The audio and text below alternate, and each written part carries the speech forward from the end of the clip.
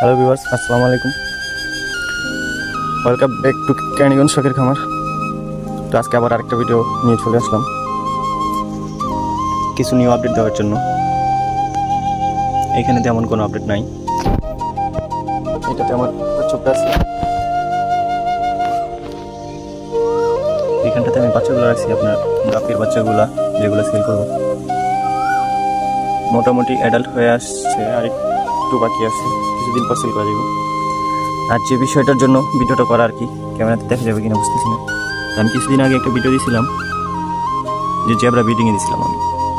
তো অবশ্য যদিও যে ভিডিওটা দিয়েছিলাম ওই যে বাচ্চা দেখা যায় কিনা,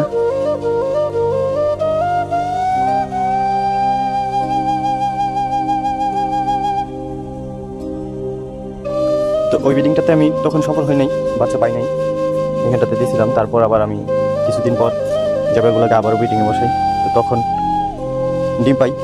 তো সেই ডিম তখন ফুটে, আজকে এগুলা 3 দিন বয়স। মোটামুটি মাশাআল্লাহ আলহামদুলিল্লাহ খুব ভালো পরিমাণে হয়েছে, পরিমাণে অনেক বেশি। ক্যামেরাতে দেখা যাইতেছে কিনা বুঝতেছি না।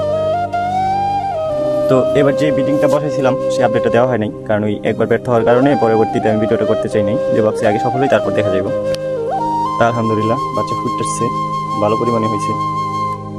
আর আরেকটা বিষয়, যেমন গোরামিগুলো, কিছু গোরামি আমি নিয়ে আসছিলাম, এবং গোরামিটা ব্রিডিং করার জন্য প্রস্তুত আছে। যে এখানে বাবুল নেস্ট বানিয়েছি, হ্যাঁ এখানে 2 পেয়ার গোরামি আছে, দুনো পেয়ারই বাবুল নেস্ট বানিয়েছে। ওই ভিতরে দেখা যাবে না, তো যাই হোক ওদেরকে ডিস্টার্ব না করি। তো আশা করা যায় যে আপনার 3 দিন 4 দিন কি 1 সপ্তাহের মধ্যে গোরামিও ব্রিডিং হয়ে যাইব, বাচ্চা হয়তো পামু, আপডেট আপনাদেরকে দিব, সমস্যা নাই।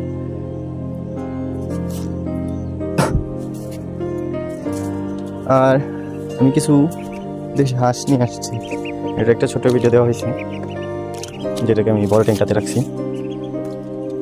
সবাই কিছু পানি দিয়েছিলাম, তো পাইপটা এখন এখানে আছে। এখানে 10টা হাঁস আছে, ভাবতেছি এখানে এদের সাথে ওদেরকে রেখে দিব। এখানে কিছু শিং আমি আরও আলিমে ছাড়ছিলাম, আমার আগের একটা ছিল, ওটা ভালো পরিমাণে লোড। তো আশা করতেছি শিং থেকেও বাচ্চা নিব, মানে ডিম নিয়ে প্রসেস করার চেষ্টা করব।